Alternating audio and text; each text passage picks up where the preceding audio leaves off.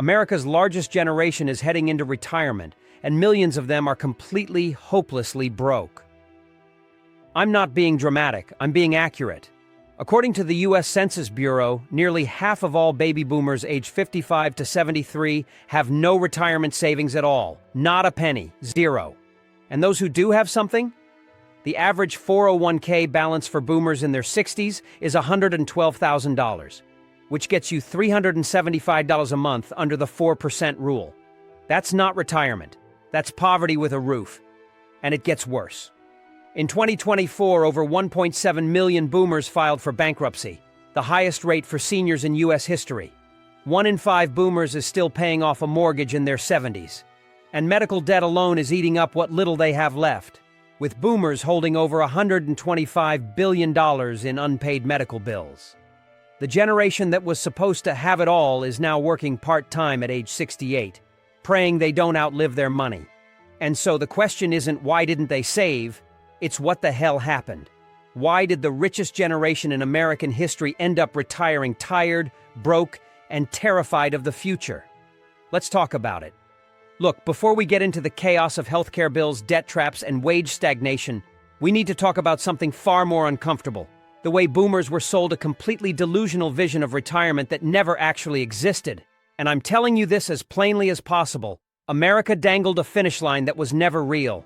This generation grew up hearing that if you bought a home, stayed loyal to your company, paid into Social Security, and invested a little when you could, you'd coast into your golden years like a cruise ship sliding into port. But the truth nobody wants to say out loud, is that this entire system was built on the assumption that America would enjoy endless growth, endless job stability, and endless cheap living costs, none of which survived past 1980. And boomers? They didn't just inherit a flawed blueprint, they inherited a ticking time bomb. The average boomer was told retirement would cost around $300,000 in lifetime savings. Today, Fidelity estimates that a healthy couple retiring at 65 needs $315,000 just for health care, before housing, food, taxes, transportation, emergencies, or long-term care. The target moved so far that the original promise now looks like a scam. And yes, owning a home helped many boomers build paper wealth. But paper wealth is not liquid wealth. You can't sell a bedroom to pay for insulin. You can't cash out your kitchen cabinets to pay property taxes. And you definitely can't retire comfortably when the equity in your house is the only asset you have while you're sitting on a fixed income in a country where everything costs 40% more than it did just 5 years ago. See, America didn't just fail boomers, it misled them. It built an economic playbook in the 1950s, never. Updated it, and then acted confused when boomers reached 65 and the math simply didn't work anymore. And that's the problem. You can't follow a map if the roads don't exist anymore. You can't reach a destination that was paved over decades ago. And boomers are discovering at the worst possible moment that the retirement system they trusted was never a system at all. It was a marketing campaign. Now here's where things get ugly, and I mean really ugly, because if housing was the first crack in the foundation of boomer retirement, healthcare was the wrecking ball that smashed through the entire structure. And viewers, listen closely because this part of the story almost never gets the spotlight it deserves. For boomers, medical costs didn't just rise, they detonated. According to the Bureau of Labor Statistics, healthcare prices have risen 340% since 1984, while wages only rose 117%. That means every doctor visit, every prescription, every emergency became progressively more unaffordable relative to their income. Medicare was supposed to be the safety net. Instead, it turned into a sieve. Today, the average Medicare enrollee still spends $6,500 per year out of pocket. And that's not counting long-term care, which Medicare does not cover, where the median cost of a nursing home is now $104,000 per year. Tell me how someone living on a $2,216 monthly income is supposed to survive that. This isn't just a crack in the retirement plan. This is a crater. And here's the part the media tiptoes around. Boomers had worse health outcomes than the silent generation. Higher rates of obesity, diabetes, heart disease, prescription drug dependency, and chronic illness, meant they needed more medical care earlier and more often. Meanwhile, insurance deductibles skyrocketed. Between 2000 and 2020, the average deductible in employer plans jumped 212%. And while the cost of everything medical went up, boomer savings and wages absolutely did not. Many boomers spent their peak earning years financially crushed by rising premiums, by surprise bills, by employer plans shifting costs onto workers, by the pharmaceutical industry pricing medications like luxury watches. And when the housing crash hit, many boomers did what they had to do. They tapped into their 401ks to cover medical debt. According to the Census Bureau, 1 in 4 boomers entering retirement had significant medical debt, and medical expenses remain the #1 cause of bankruptcy for adults over 55. So yes, housing wiped them out. But healthcare? Healthcare finished the job. It didn't just drain savings, it prevented savings. It made retirement mathematically impossible for millions. And in a country where staying alive is the most expensive bill you'll ever pay, it's no wonder boomers are retiring flat broke. Here's a truth bomb almost no one under 40 ever hears. Boomers did not spend their working lives bathing in high wages and job security. That's nostalgia talking. The data tells a totally different story, a story that explains exactly why so many boomers reached retirement with almost nothing in their accounts. Let's break this down. From 1979 to 2020, worker productivity in America rose 70%, but wages rose only 12% after inflation. In other words, boomers worked harder, produced more, and created more economic value than any generation before them, yet almost none of that value flowed back into their pockets. Instead, corporate profits exploded. CEO pay exploded, housing costs exploded, healthcare costs exploded. But their paychecks stayed stubbornly flat. And here's the part that will absolutely shock you. When adjusted for inflation, the median male worker, the classic boomer breadwinner, actually earns 5% less today than the median male worker in 1979. So while boomers were trying to raise families, buy homes, pay off student debt for their kids, and build retirement accounts, their wages were stuck in the mud. And when you zoom out, you see the trap clearly. The system expected boomers to save like the silent generation, invest like Gen X, and earn like millennials, all while dealing with the worst wage stagnation in 100 years. The math simply doesn't work. Another punch in the gut? The disappearance of employer benefits. In 1980, 60% of private sector workers had pensions. Today, just 3%. Companies swapped long-term stability for 401ks, but never raised wages to compensate for the shift. Boomers were expected to fund their own retirements on stagnant pay, in the middle of the most expensive decades in American history. And when recessions hit, 1982, 1991, 2001, 2008, boomers were the first to get laid off because they were expensive to keep and easy to replace.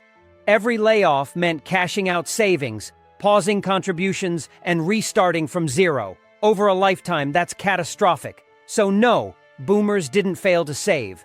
They were fighting an economic current flowing against them for 40 years straight. And when wages don't move, even the smartest retirement plan eventually collapses. And now we get to one of the most brutal, least discussed reasons boomers are entering retirement broke. Debt. Not just any debt, but a once-in-a-generation explosion of personal borrowing that crushed boomers during the exact years they were supposed to be saving. Most people assume debt is a millennial and Gen Z problem. Wrong. Boomers actually hold the highest levels of debt of any age group over 55 ever recorded in U.S. history. Let's start with mortgages. In 1990, only 15% of Americans over 55 still had a mortgage. Today, it's 45%. That's a tripling of housing debt at the exact moment they should have been paying it off. Why? Because refinancing became a financial lifestyle. Boomers refinanced to pay medical bills, college tuition for their kids, credit cards, business failures, home repairs, and plain old survival. And many refinanced right before the 2008 crash, wiping out decades of equity. But the real shocker? Student loan debt. In 2004, boomers owed $44 billion in student loans, mostly because they co-signed for their children. In 2023, That number hit $318 billion, a 620% increase. Some boomers are having their Social Security checks garnished to repay loans they didn't even personally use. Then add credit cards. Boomers carry the highest credit card balances of any generation, averaging $7,100 per person. Interest rates that once sat at 12% now sit at 22%, meaning the average boomer pays more in annual interest on credit cards than they receive in annual Social Security raises. And medical debt? Millions entered retirement with unpaid medical bills that were rolled into high-interest personal loans. This debt spiral didn't happen because boomers were irresponsible. It happened because boomers endured the most expensive 40-year span in American history while their income stayed flat and their safety nets disappeared. Debt became the only way to survive. And now, at the moment they should be enjoying rest and security, they're still making payments. On mortgages, on credit cards, on student loans for their kids, on medical bills from years ago. Boomers didn't just reach retirement tired and broke. Many reached retirement owing more than they ever earned in a single year. Corporate America pulled the rug out from under them. Boomers didn't just get unlucky. They were systematically abandoned by the very corporations they built. And the scale of that abandonment is almost hard to believe. In 1980, more than 80% of Fortune 500 companies offered lifetime employment expectations. That didn't mean a guaranteed job, but it meant loyalty was rewarded, stability was a cultural norm, and a worker could realistically expect to retire after 30 years at the same company. But starting in the early 1980s, American corporations launched what economists now call the Great Restructuring, a polite term for mass layoffs, outsourcing, benefit cuts, and the total dismantling of the social contract. Between 1980 and 2000, over 30 million American jobs were eliminated through offshoring, automation, and mergers, and boomers were the primary group hit. Their parents had pensions, boomers got pink slips. Their parents had guaranteed retirements, boomers got retraining seminars, and a 3% 401k match. Lifetime employment became at-will employment, which is corporate code for we can let you go at any time for any reason and you have no recourse. And here's where it gets devastating. Boomers were laid off disproportionately during recession years because they were older, earned higher wages, and had more expensive healthcare plans. In the corporate math books, boomers weren't employees, they were liabilities.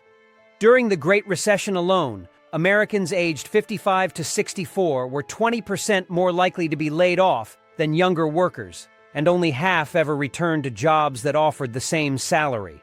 Many returned earning 20% to 40% less. Try saving for retirement after being knocked down like that, twice, sometimes 3 times. Meanwhile, employer-sponsored health coverage shrank, pension contributions stopped, and companies began shifting every financial burden onto workers. Even sick leave and disability benefits were slashed. Corporate America didn't just fail boomers, it extracted everything it could from them during their productive years and discarded them when they became expensive. The system worked exactly as designed, to maximize corporate profits, not to sustain human lives.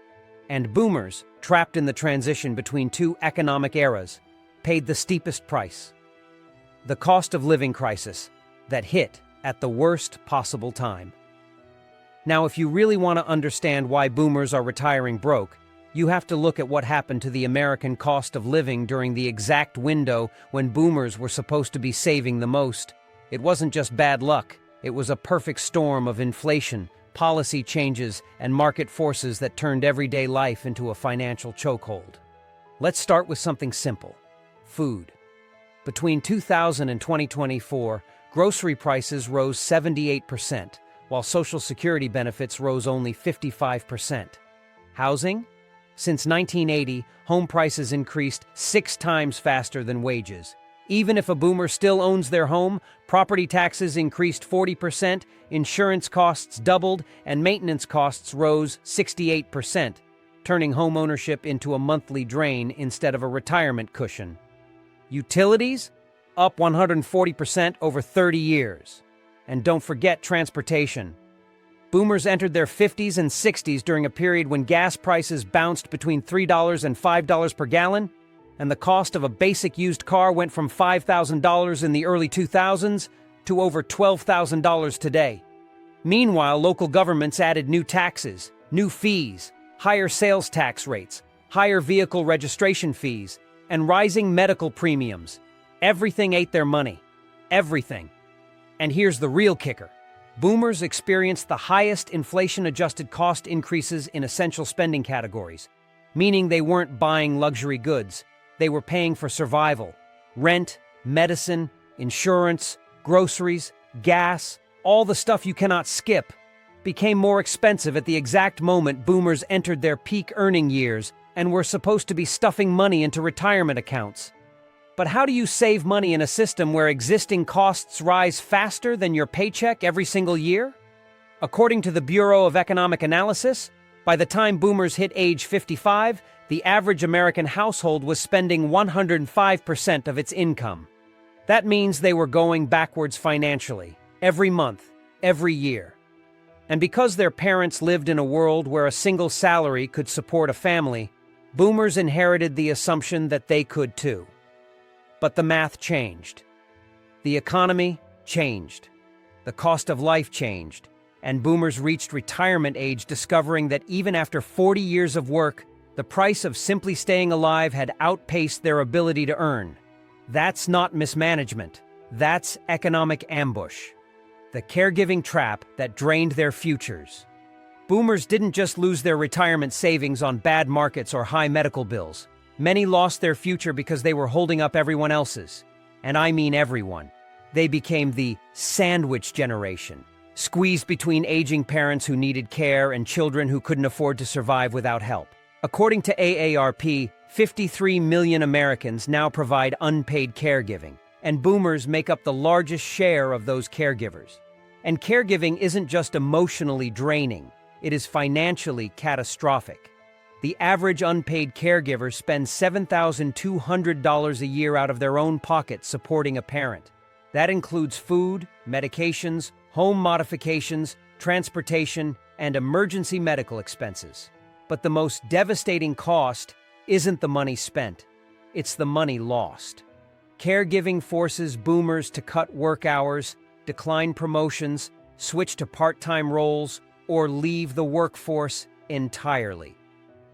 According to MetLife, boomers who become caregivers lose an average of $303,880 in lifetime wages, Social Security benefits, and retirement contributions.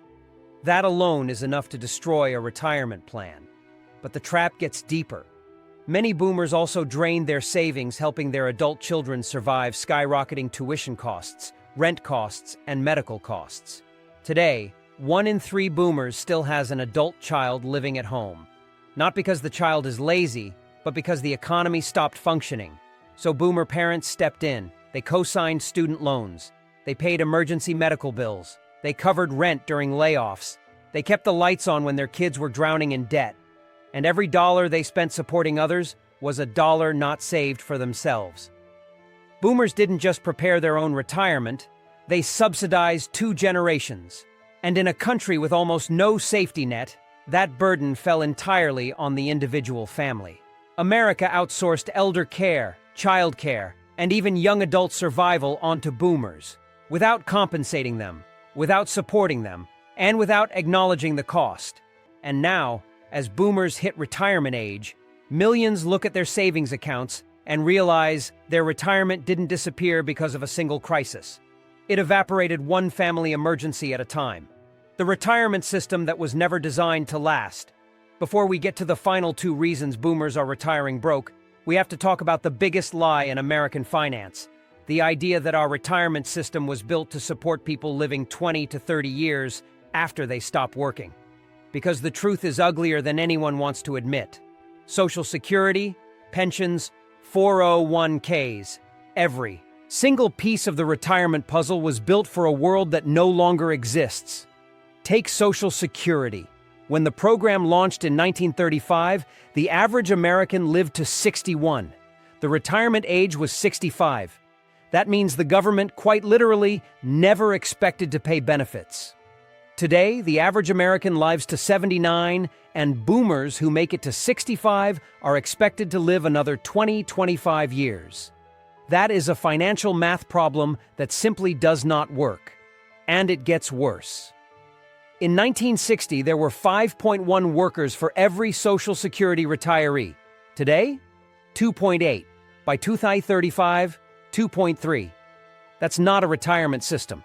That's a demographic time bomb. And boomers just happened to be the generation standing directly on top of it. Then pensions disappeared. Not declined, disappeared. In 1980, 60% of private sector workers had pensions. Today, less than 3% do. Corporations replaced them with 401ks, shifting all investment risk, all longevity risk, and all planning failures onto the individual worker. And here's the irony. The very first generation expected to rely on 401ks was also the generation least prepared to manage them, because they were already in their 30s or 40s when the system changed. Imagine telling a 45-year-old, "Hey, by the way, the pension you were counting on is gone. But don't worry. If you start saving aggressively and the stock market cooperates and you never get laid off again and you don't get sick and inflation stays low, you'll be fine." That was the boomer retirement plan. A pile of impossible assumptions stacked on top of each other. Meanwhile, fees quietly drained billions from their accounts, with some early 401ks charging 2% to 4% annually, which destroys long-term returns. The system wasn't just flawed, it was never built to handle modern lifespans, modern costs, or modern economic volatility. Boomers didn't ruin the retirement system. They exposed it for what it really was, a fantasy held together by outdated math and temporary prosperity. Now we get into the part that almost nobody connects to boomer retirement, but it is one of the biggest reasons they ended up broke. America turned everything into a financial product.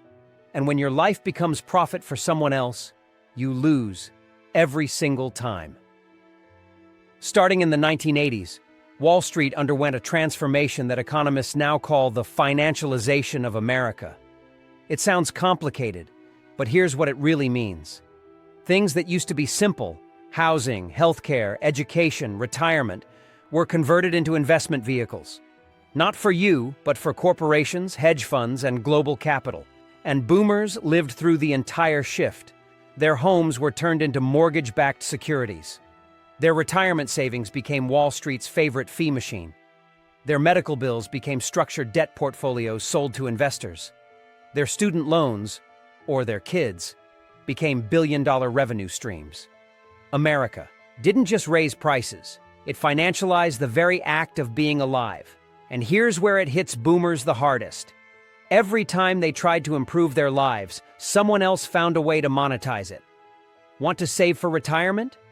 Here, put your life savings into a 401k filled with high-fee mutual funds that underperform the market but make fund managers rich. Want to buy a home? Great. But now you're entering a market dominated by hedge funds and private equity firms that own 400,000-plus single-family homes, artificially pushing prices far beyond what wages could sustain. Want to help your kid go to college? Fantastic. Here's a system where tuition rose 1,200% since 1980, because lenders knew you could borrow endlessly. The problem isn't that boomers didn't plan, it's that they were planning in a system where every financial tool was quietly rewired to extract revenue from them. And Wall Street had perfect timing. Just when boomers finally reached peak savings in the late 1990s and early 2000s, the financial industry learned how to turn market volatility into a profit center. The result? 2 historic crashes that wiped out trillions in household wealth, while Wall Street walked away richer. Boomers didn't just get caught in bad markets. They were trapped inside an economy designed to monetize their work, their debt, their homes, their health, their entire lives. Here it is. The real #1 reason boomers are retiring tired, broke, and completely overwhelmed. And it's the hardest truth of all. America transferred every major financial risk from institutions to individuals. And boomers were the generation forced to absorb the blow. Think about what retirement used to look like. Your employer handled your pension. The government handled your health care. Your job was stable. Your income grew with inflation. Your mortgage was affordable. Your kids could attend college without burying the family in debt. You lived in a world with buffers, safety nets, and systems that protected you from disaster. But by the time boomers entered adulthood, those systems had been dismantled one by one. Corporations said, retirement is now your responsibility. The government said, healthcare is now your responsibility. Banks said, borrowing responsibly is your responsibility. Even though we rewrote all the rules to trap you. Colleges said, tuition is your responsibility, even though it has no relation to your wages. The housing market said, affordability is your responsibility, even though global investors now own your neighborhood. Wall Street said, market crashes are your responsibility, even though we caused them. And the kicker? The American culture added another layer. If you fail financially, it's your fault. Boomers internalized that message. They worked longer hours than any generation before them. 47% more hours per year, according to OECD data. They postponed vacations, postponed medical care, postponed retirement. They sacrificed for their employers, contributed to the economy, raised families, and still ended up being told they didn't plan well enough. But the truth is undeniable. The financial burdens boomers faced were structurally impossible. You cannot expect individuals to manage stock market volatility, healthcare hyperinflation, housing bubbles, wage stagnation, caregiving costs, corporate layoffs, and multi-generational debt, all at the same time. That is not a personal finance problem. That is a national economic failure. Boomers didn't just retire broke. They retired carrying the weight of a system that offloaded every risk onto their shoulders, and then blamed them when the load crushed them. The most privileged generation in American history isn't cruising into retirement. They're slamming into a wall. After 40 years of working harder, earning less, and getting blindsided by a system that changed the rules every decade, boomers aren't living the American dream. They're surviving it. Barely. They were told home ownership was the key. That failed. They were told the stock market would save them. That crashed twice. They were told 401ks would replace pensions. That was a lie. They were told healthcare would be covered. It wasn't. And worst of all, they were told it was their fault. But let me be crystal clear. This wasn't a personal failure. This was a generational setup.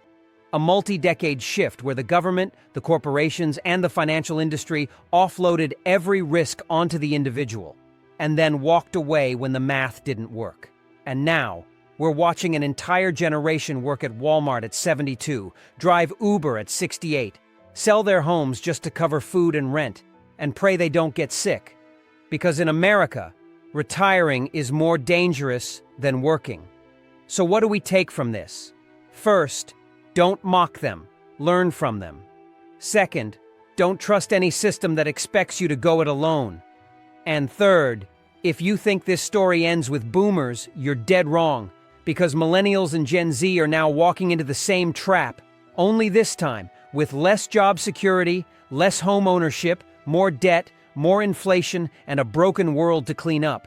This isn't just a boomer story, it's your story 30 years from now, unless you pay attention. If this video opened your eyes, hit like. If you've got a story to share about your parents, your own retirement, or how you're planning to escape this nightmare, drop it in the comments. And if you want to understand exactly how the wealth of an entire generation vanished into housing bubbles, stock crashes, and medical bankruptcy, stay tuned for the next video. Because this economy isn't broken by accident. It was redesigned to leave you behind.